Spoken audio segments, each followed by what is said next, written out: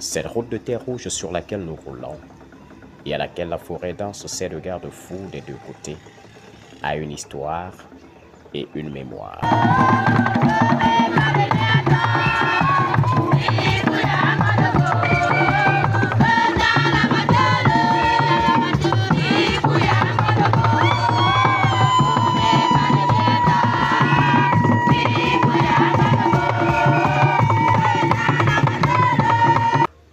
Ici, nous sommes à Efoulan, arrondissement perdu du sud profond, niché au cœur de la forêt tropicale.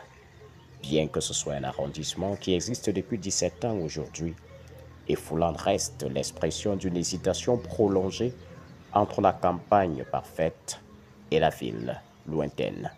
Les populations de cette bourgade font face à de multiples problèmes.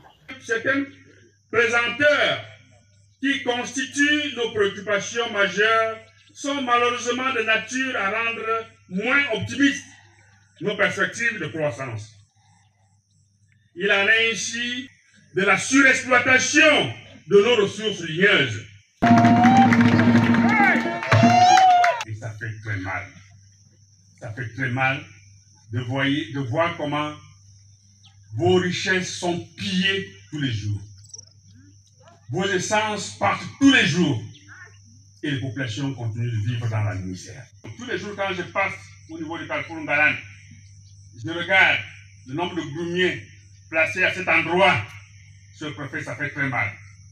Quand je me rends compte que c'est le bois qui vient de chez moi, de ma forêt, et quand je regarde mon village, je ne vois aucune trace de développement.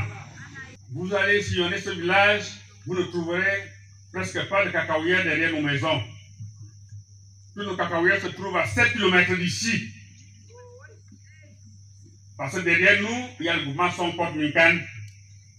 Et à 7 km, nous avons des forêts et nos exploitations, nos champs, nos cacaoyères.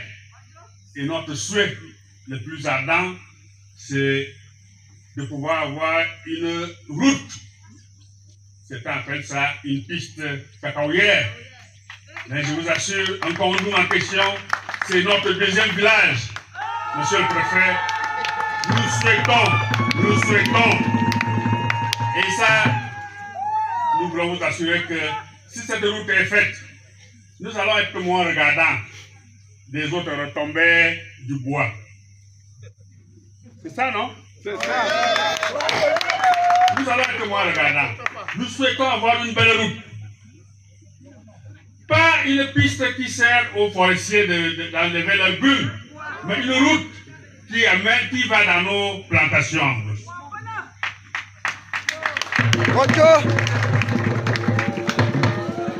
Le site de Kondoum procure 80% de nos récoltes. 80%. Et ça, c'est le minimum. J'ai vu il y a quelque temps des femmes sur le point d'accoucher se faire transporter dans des brouettes pour essayer de retrouver le centre de santé des Foulan. Et qui, jusqu'à un certain moment, il était même difficile de trouver des infirmiers en place. Les populations villageoises ont besoin d'une route qui passe, qui circule. Un centre de santé opérationnel, des écoles opérationnelles, de la lumière. Quand vous êtes ici, rassurez-vous, vous n'allez recevoir aucun coup de fil.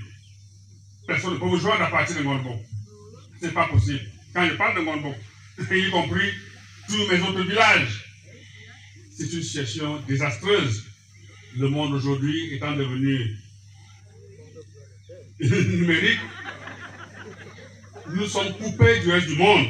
L'histoire nous révèle qu'au lendemain de la Première Guerre mondiale, débutée le 28 juin 1914 suite à l'assassinat de l'archiduc François Ferdinand, qui conduisit à la constitution des alliances notamment avec d'une part la Triple Alliance composée de l'Allemagne et de l'Autriche-Hongrie et d'autre part la Triple Entente faite de la Grande-Bretagne, de la France et de la Russie. L'Allemagne qui perd doit quitter le Cameroun, qui revient alors sans l'avis des Camerounais aux Français et aux Anglais. Alors, l'une des routes qui aideront à cette évacuation dans l'urgence sera la route qui passe par Efoulan et va jusqu'à l'océan et dont le projet de bitumage fait réjouir les populations aujourd'hui. C'est une route de la spoliation, fruit du travail à main nue des riverains qui aujourd'hui encore concourent à la surexploitation des richesses de la forêt. Si l'on rencontre tout le long de la route des groupements dénommés Mekoto Jaman, ce qui signifie les tournants ou les virages des Allemands en langue boulot, c'est parce que nous confidons la stratégie de fuite élaborée par les Allemands consista à réaliser sur la route des virages profonds, moyen de ralentissement de leurs ennemis, au cas où ils feraient face à une course-poursuite. Rappelons que cette route va jusqu'à l'océan.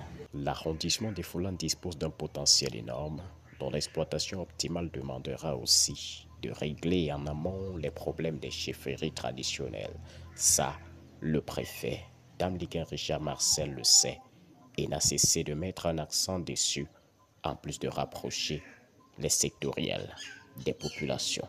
Je voudrais donc ici que, avec le concours du sous-préfet, vous m'envoyez dans les brefs délais les transcriptions des règles coutumières ici à Mekoto Jaman.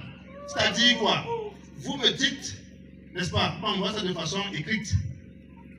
Comment on fait pour devenir chef ici à Mekoto Jaman 3? Et quelles sont les personnes qui sont habilitées, qui peuvent devenir chef ici? Dans cette transcription, vous allez également nous indiquer les personnes qui sont appelées à fabriquer le chef, qu'on appelle ailleurs les kingmakers. Nous terminons ainsi ce petit voyage au cœur de la forêt tropicale. Retrouvons-nous très prochainement pour d'autres notes de terrain, toujours pour plus de découvertes.